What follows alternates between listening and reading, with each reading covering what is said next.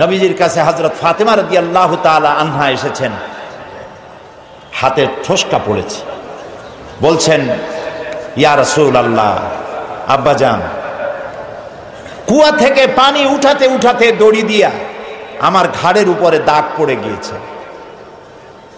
আটা পিষতে পিষতে দুটো হাতে ঠোসা পড়ে গিয়েছে, আমার খুব কষ্ট হয়, আমাকে একজন খাদেমা আপনি দিবেন।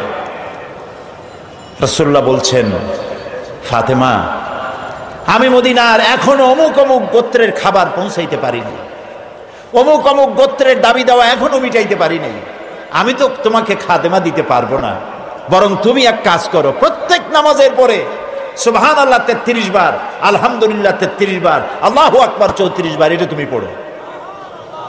রাসূল যদি মেয়ের কলিজার টুকরা মেয়ে হযরত ফাতেমাকে না দেখে তিনি থাকতে পারতেন না। একবার রাসূলুল্লাহ বসা মসজিদে নববীতে, মুখ মলিন, সাহাবীরা ভয়তে কথা বলতে সাহস পাচ্ছে না। কিছুক্ষণ পর নবীজি উঠে চলে গেলেন হযরত ফাতেমার ঘরে। কিছু সময় পরে বেরিয়ে এলেন হাসি খুশি চেহারা।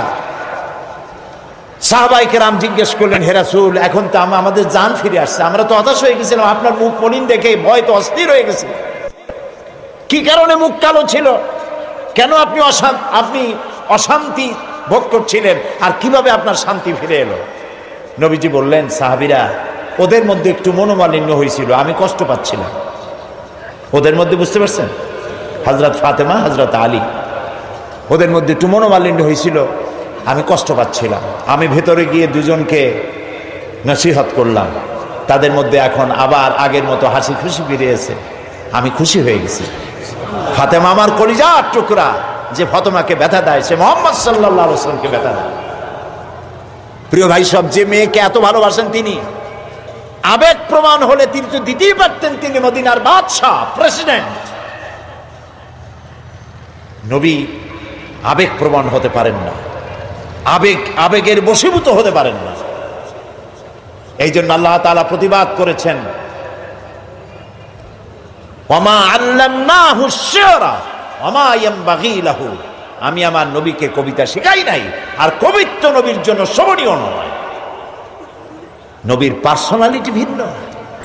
একজন সাহাবী বলেছিলেন, হে রাসূল, রাসূলুল্লাহ বলছিলেন যে তুমি এই কাজটা করলা না কেন?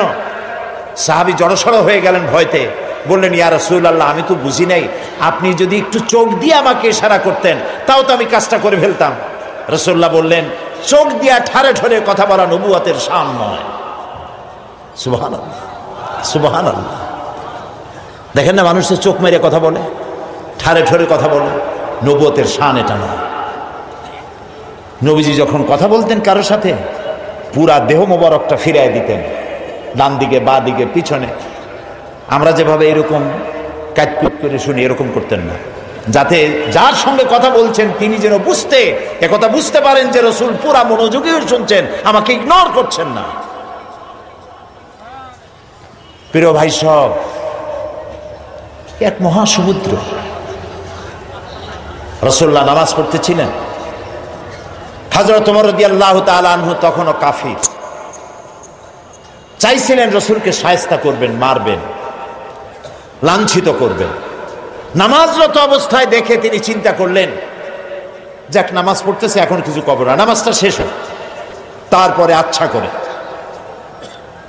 হযরত ওমর বলেন, আমি নবীজের পিছনে দাঁড়িয়ে অপেক্ষা করতেছিলাম নামাজ কখন শেষ হবে, আর তিনি নামাজের ভিতরে তেলাওয়াত করতেছিলেন।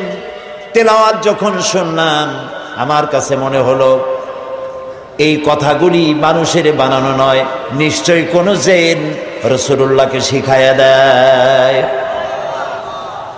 আমি যখন এই চিন্তা করেছি, এত সুন্দর মিলায়া কি করে পড়েন, জেনে শিখায় দিয়েছে, এই চিন্তা যখন আমি করেছি, নবীজি তখন আমার এই কথার জবাব যেন তিনি দিলেন। তিনি পড়লেন, ইন্নাহু লাকাউলু রাসূলিন কারীম।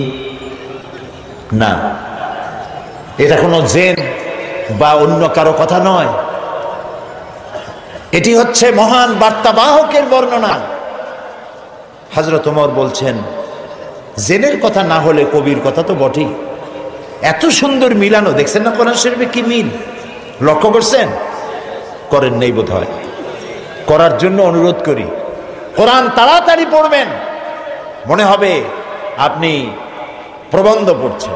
থেমে থেমে পড়বেন, মনে হবে যেন কবিতা পড়তেছেন। প্রত্যেক আয়াতে আয়াতে মিল, সুবহানাল্লাহ। হযরত ওমর বলছেন, ভাবলাম মুহাম্মদ সাল্লাল্লাহু আলাইহি সাল্লাম কবি হয়ে গেছে।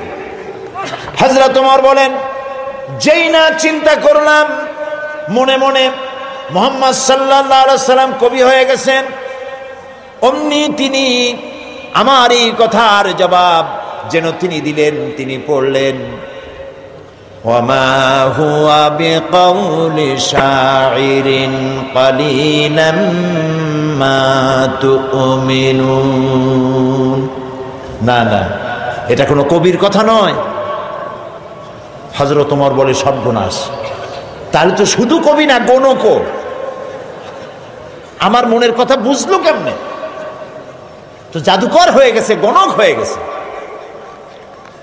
হযরত ওমর বলেন, যখন আমি মনে মনে চিন্তা করলাম গণক হয়ে গেছেন, অমনি নবীজি আমার সে কথারও জবাব দিয়ে দিলেন। তিনি পড়লেন, ওয়ালা বিকাউলি কাহিনিন কালিলাম মা তাযাক্কারুন।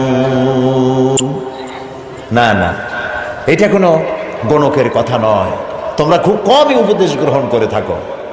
হযরত ওমর বলেন, আমার মনে হচ্ছিল আমার পায়ের তলা থেকে মাটি সরে যাচ্ছে।